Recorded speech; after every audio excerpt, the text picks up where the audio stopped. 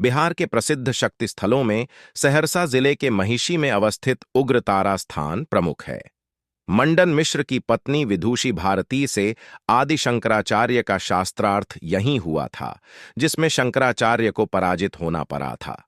सहरसा से 16 किलोमीटर दूर इस शक्ति स्थल पर सालों भर श्रद्धालुओं का तांता लगा रहता है, लेकिन नवरात्र के दिनों में और प्रति सप्ताह मंगलवार को यहां श्रद्धालुओं की भारी भीड़ होती है।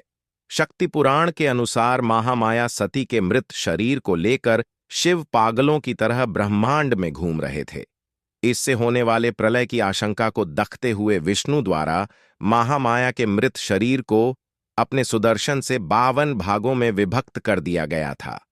सती के शरीर का जो हिस्सा धरातल पर जहां गिरा, उसे सिद्धपीठ के रूप में प्रसिद्धि मिली। महिषी उग्रतारा स्थान के संबंध में ऐसी मान्यता है कि सती का